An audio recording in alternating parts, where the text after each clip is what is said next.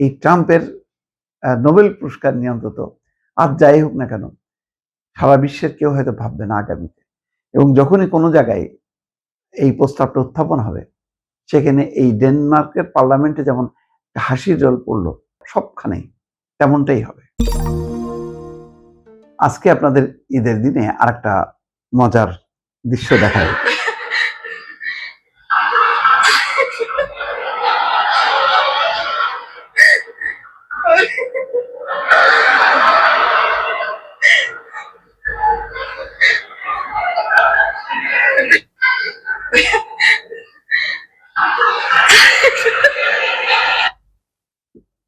দর্শক, এটা হচ্ছে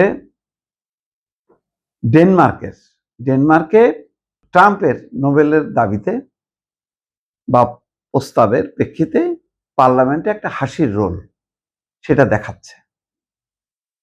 এটা আসলে এখন কত যে বাস্তব, কত যে সত্যিকারের একটা হাসির বিষয়বস্তু, এটা কাউকে প্রমাণ করতে হয়নি, ডোনাল্ড ট্রাম্প নিজেই প্রমাণ করছে। কিছুদিন আগে পর্যন্ত ডোনাল্ড ট্রাম্পের নোবেল পাওয়া মানে উচিত এই মর্মে নেতানিয়াহু খুব জ্বালাময়ী বক্তব্য রাখতেন। ডোনাল্ড ট্রাম্প খুশি হতেন।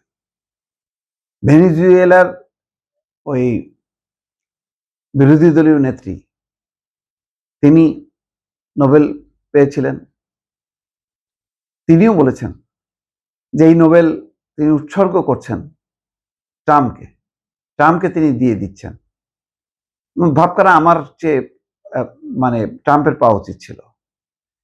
ট্রাম্পের ব্যাপক আক্ষেপ, এমনকি শাহবাজ শরীফ কয়েকদিন আগে ওই যে গাজাকে নিয়ে যে শান্তি সম্মেলন হয়েছে সেখানেও তিনি ট্রাম্পের নোবেল পুরস্কার পাওয়ার ব্যাপারে বক্তব্য রেখেছেন। এখন একটা পাঁচাটা গোলামে পরিণত হয়েছে পাকিস্তান যুক্তরাষ্ট্রের। যাই হোক, এখনকার যদি আলোচনাটা আসে ট্রাম্পের নোবেল নিয়ে, ট্রাম্প হয়তো নিজেই লজ্জা পাবে। ডেনমার্কের পার্লামেন্টে যেমন একটা হাসির রোল পড়লো, ঠিক তেমন ঘটনা হয়তো সারা বিশ্বে হবে এবং ট্রাম্প নিজেই লজ্জা পাবে। ইরানে যেভাবে যুদ্ধ চাপায় দিল, যেভাবে গণহত্যা, প্রথম দিন 28 ফেব্রুয়ারি ইরানের সর্বোচ্চ ধর্মীয় নেতা আয়াতুল্লাহ আলী খামেনিকে যেভাবে হত্যা করা হলো, পাশাপাশি 180 জন শিশু একটা স্কুলে, ছোট ছোট শিশু, সেই ক্ষেপণাস্ত্র পড়লো, সেখানেও মারা গেল 180টা শিশু, সব মেয়ে শিশু। তখন স্কুল চলছিল 9:38 সময়। কেউ কি বলবে এই যে আজকে হত্যাযজ্ঞ, একের পর এক বোমা পড়তেছে, 2000 অবকাঠামো নেই, 2000-এর উপর মানুষ মারা গেছে ইরানে, 1000 লেবাননে, তারপরও ট্রাম্পের নোবেল পুরস্কার পাওয়া উচিত? নির্বাচিত প্রেসিডেন্ট মাদুরোকে যেভাবে ভেনেজুয়েলা থেকে উঠাই নিয়ে আসলো, তারপরও কি কেউ বলবে যে ট্রাম্পের নোবেল পুরস্কার পাওয়া উচিত? পুরো নোবেলটাই তো একদম ধ্বংস হয়ে যাবে যদি ট্রাম্পকে এই নোবেল দেওয়া হয়।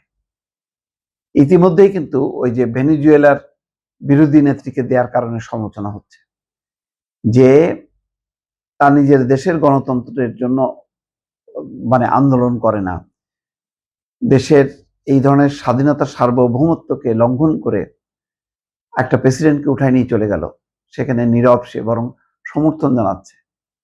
গাজায় ফিলিস্তিনিদের হত্যাকাণ্ডে যে সমর্থন জানায় ইসরায়েলিদের পক্ষে, সে কিভাবে পায়, এটা নিয়ে অলরেডি সমালোচনা হচ্ছে। সেখানে ডোনাল্ড ট্রাম্প পাওয়া সারা বিশ্বে যেভাবে উন্মাদনা ইসরায়েলকে দিয়ে ছড়াচ্ছে ডোনাল্ড ট্রাম্প, তারপরেও এখন এই ট্রাম্পের নোবেল পুরস্কার নিয়ে অন্তত আর যাই হোক না কেন সারা বিশ্বের কেউ হয়তো ভাববে না আগামীতে।